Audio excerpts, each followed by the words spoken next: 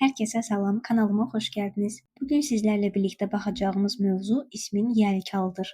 Azərbaycan dilində ismin yerlik halı ın, in, un, ün olaraqdan tərcümə olunur.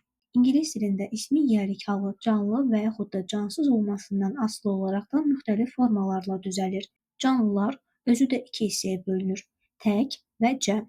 Cansızlar isə of ilə düzəlir. Bunu növbəti slaydlarda daha detallı şəkildə aydınlaşdıracağıq. Tək və canlı olan isimlərin sonuna apostrof s, cəm və canlı isimlərin sonuna apostrof əlavə etməklə yerlik hal düzəlir. Nümunələrə baxaq və daha da bunu aydınlaşdıraq. Məsələn, qızın kitabları. Qız təkdədir. Təkdə olduğu üçün apostrof s əlavə olunub. Lakin qızların kitabları dedikdə artıq burada qızlar sözünü düzəltmək üçün s əlavə olunur və cəmdə olan isimlərin yerlik halı isə apostrof vasitəsilə düzəlir.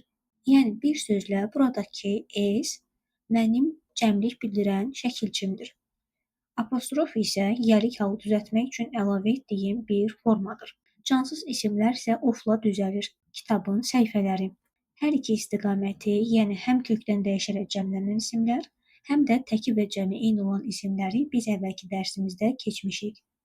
Bu iki istiqamətin hər biri təkdə və ya cəmdə olmasından asılı olmayaraqdan yalnız apostrof s vasitəsilə yerlik hala çevrilir. Eləcə də n vasitəsilə cəmlənən sözlərimiz var idi. Məsələn, children, oxen. Bu sözlərdə də təkdə və ya cəmdə olmasından asılı olmayaraqdan hər iki variantda da apostrof s əlavə olunur.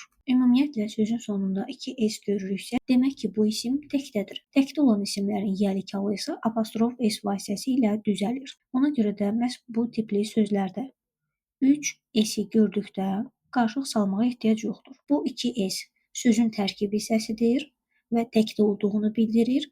Təkdə olan isimlərin yerlik halı isə apostrof s vasitəsilə düzəlir. Aktrisanın rolu və yaxud da waitress service, ofisiantın xidməti. People sözünü detallı formada əvvəlki dərsimizdə aydınlaşdırmışdıq. People-un iki anlamı var idi. Adamlar cəmaət mənası, eləcə də xalq mənası. Adamlar cəmaət mənasında həmişə cəmdə istifadə olunurdu, lakin xalq mənasında isə tək də verilirdi və sonuna s əlavə olunaraqdan cəmlənə bilirdi. Bu zaman diqqət yetirmək lazımdır ki, adamlar cəmaət mənasında yalnız apostrof s vasitəsilə yerlik halı düzəlir. Məsələn, those people's greed. O adamların xəsisliyi. Lakin xalq mənasında isə xalqlar dedikdə, yəni cəmləndirdikdə normal olaraqdan cəm isimlərin yerlik halı necə ki apostrofla düzəlirdi, burada da eyni şəkildə həyata keçirilir.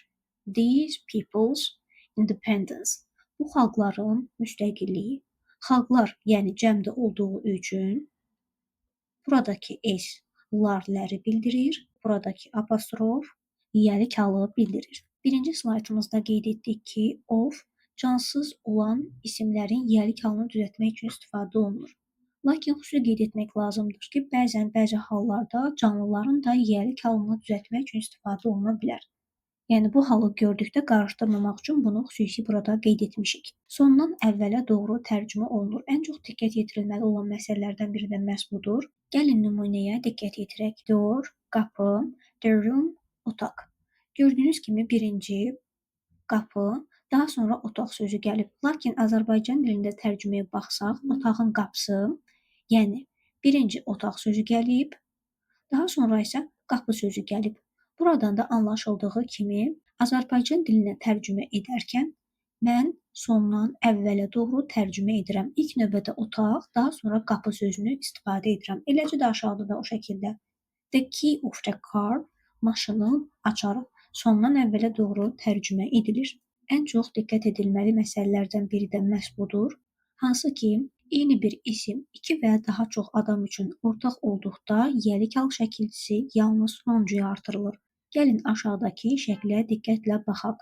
Gördüyünüz kimi maşın ortada verilib, yəni maşın həm Aysunun, həm də Ayanındır. Bu zaman artıq belə bir nəticəyə gəlirik ki, maşın onlar üçün ortaq olan bir şeydir. Yəni hər ikisinə məxsusdur. Hər ikisinə məxsus olarsa, bu zaman maşın təkdə olduğu üçün əlbəttə ki, təkdə veriləcək və apostrof s yalnız sonuncuya artırılacaq. Eyni bir isim İki və daha çox adama ayrı-ayrılıqda məxsus olduqda isə yəlikal şəkilçisi hər ismin sonuna artırılır. Şəkildən görüldüyü kimi, hər bir şəxsin özünün ayrı-ayrılıqda maşını var. Bu halda hər bir şəxsə ayrı-ayrılıqda apostrof s əlavə olunur və 2 dənə maşın olduğu üçün bu səbəbdən isim də cəmdə verilir.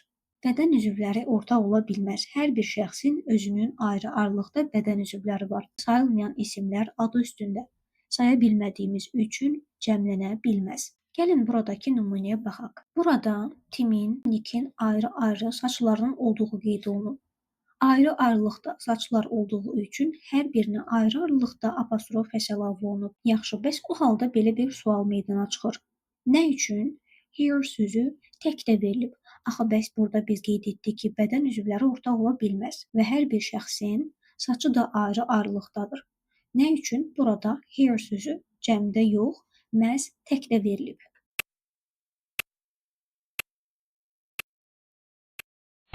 Bunun səbəbi here sözünün sayılmayan isim olmasıdır. Hansı ki, sayılmayan isim olduğu üçün mən ortaq olmasa da ayrı-ayrılıqda olsa belə bunu cəmləndirə bilmirəm. Çünki bir qayda olaraqdan sayılmayan isimlər cəmlənə bilmir. Sonu s ilə bitən adlar, hansı ki, xüsusi isimlərdən söhbət gedir, məsələn, Şəms, Thomas və s. və ilaxır. Onların yəlikalı həm apostrof s, həm də apostrofla düzələ bilir. Buradan da göründüyü kimi Şəms sözün özüdür. Mən onun yəlikalını düzəltmək üçün apostrof s də əlavə edə bilərəm. Eləcə də apostrof da əlavə edə bilərəm. Heç bir fərqi yoxdur. Bunu gördükdə qarışıq salmayın ki, Şəms təkdədir. Bu forması düzgündür, lakin bu forması səhvdir. Xeyr, səhv deyil. Hər iki forma da doğrudur. Deyərdim ki, ən çox önəmli olan məsələlərdən, slaydlardan birinə gəldik. Apostrof s adı üstündə ismin yəlikalı olduğu üçün yalnız ismi artırılmalıdır. Yenə də apostrof s-dən sonra yalnız isim gəlməlidir. Bunu belə yadımızda saxlaya bilərik ki, söhbət ismin yəlikalından gedir. Yəni, isimdən başqa bir şey düşünülə bilməz. Cümlədə mütləq ayrıca bir xəbər olmalıdır. Gəlin bu məsələni detallı formada aydınlaşdıraq. Birinci verilmiş nümunəyə diqqətlə baxaq. I saw apostrof s writing. Bildiyiniz kimi nəqli cümlədə mübtəda və xəbər olmalıdır. Xəbər olmadan bir nəqli cümləni düşünmək mümkün deyil. Bu səbəbdən mənim cümləmdə mütləq şəkildə bir xəbər, yəni başqa sözlə desək, bir feilim olmalıdır. Nümunəyə baxaq, hansı ki biz demişdik ki, apostrof s-dən sonra isim gəlməlidir. Lakin burada isə feil gəlib. Demək ki, burada bu yəlik hal deyil. Burada apostrof s izin qısaldılmış versiyasıdır. Yəni indiki davam edəcəyi zaman formasını yaradan bir izdir. I saw is writing. Gəlin ikinci cümləmizə baxaq. İkinci cümləmizdə xəbərimizi tapmağa çalışaq. Burada mənim xəbərim to be-dir. Hansı ki mən artıq buradakı xəbərimi tapdım. Biz bilirik ki, cümlədə bir xəbər olmalıdır. Bu səbəbdən artıq buradakı ing-li sözüm mənim feilim deyil, ismimdir. Yadımızdadırsa əgər ilk dərsimizdə ismin quruluşunu mövzusunu keçərkən vurğulamışdıq ki, ing həm isim düzəldən bir şəkilçidir, həm davam edici zamanın bir hissəsidir, eyni zamanda sifət düzəldir və sözün tərkib hissəsi kimi çıxış edə bilir. Burada isə isim düzəldən şəkilçi kimi verilib, yəni Aysu's writing is nice, Aysunun yazısı gözəldir. Artıq apostrof s-dən sonra isim gəldiyi üçün bu yəlikal hesab olunur. Burada biz qısaca qeyd edirik ki, yəlikal hesab olunması üçün isim gəlməlidir. İsmin qarşısında sifət, feili sifət, say gələ bilər. Burada mənim dəyişməyən əsas hissəm isimdir. ing, yəni gerund gələ bilər. Yəlikal hesab olunmur cədvəlini Nərgiz Nəcəf kitabından ayrıca bir formada vermişəm. Əgər bazamız zəifdirsə, bu bizə çox kömək olacaq. Amma qısa konkret desək, isimdən başqa fərqli bir nitq hissəsi gələrsə, artıq bu yəlikal hesab olunmur. Eləcə də məsələn isimdən başqa fərqli bir nitq hissəsinin üzərinə apostrof s əlavə olunubsa, demək ki, yəlikal hesab olunmur. Mr. və Mrs. cənab, xanım deməkdir. Bir nəfəri bildirir.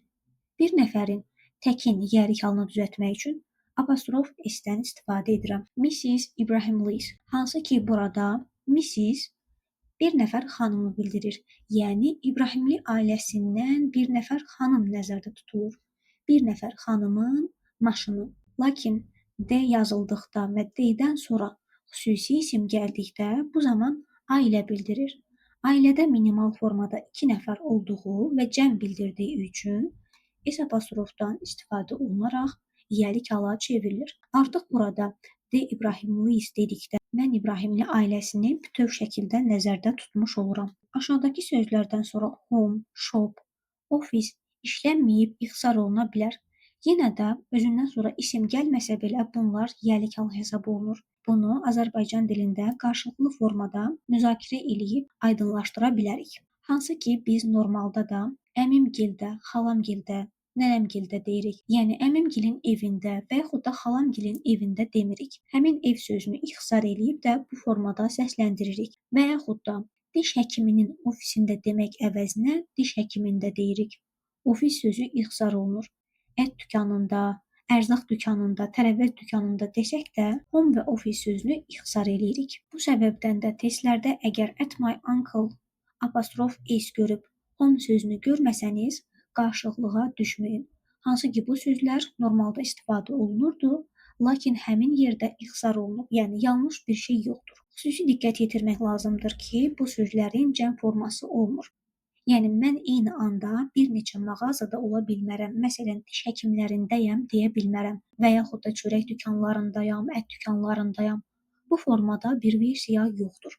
Bu səbəbdən cəmləndirmək mümkün olmur, yalnız apostrof s, yəni tək versiyada olur. Yəlik halda olan ismin qarşısında gələn təyin edici söz birinci ismə aid olur.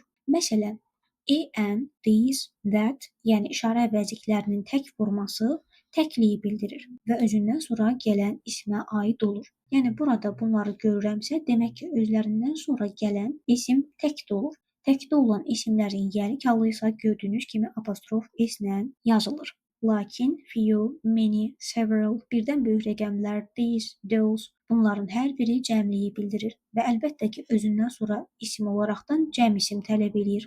İsmi cəmləndirib, daha sonra apostrofu əlavə edirəm. Bizim bəzi isimlərimiz var ki, onlar heç vaxt cəmlənmir. Məsələn, bugün, dünən, sabah, yer kürəsi, günəş, ay, dünya, bunların heç biri cəmlənmir.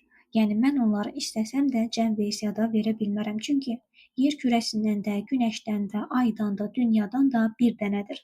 Bədii ədəbiyyatda mən bu günlər, dünənlər, sabahlar desəm də, normalda bu isimləri cəmləndirə bilmərəm. Bugün, dünən və sabah olaraqdan qeyd edib tək də verirəm. Təkdə olan isimlərində yəlik halı bilirik ki, apostrof s-lə olur. Bu səbəbdən də bu qeyd olunan sözlərin də yəlik halı apostrof s-lə olur. Testlərdə əgər bunun əksi variantını görürsünüzsə, demək ki, yanlışdır. Yəlik halı apostrof s vasitəsilə düzələn cansız varlıqlar. Hansı ki, biz birinci slaydımızda qeyd etdik ki, cansız isimlərin yəlik halı of-la düzəlir. Lakin bəzi istiqamətlər var ki, onlar cansız olsalar da, onların yəlik halı apostrof s vasitəsilə düzəlir. Zaman, məsafə bildirən sözlər, fəsillər, aylar, günlər, ölkə və şəhərlər. Bu şəkildə cansız varlıqlar olsa da apostrof s-lə düzəlir. Videonu bəyəndinizsə, bəyən butonuna basmağı, eləcə də kanala abunə olmağı və şərh yazmağı unutmayın. Dərslərlə bağlı əlaqə üçün yuxarıda qeyd olunan nömrənin WhatsApp-ına yaza bilərsiniz.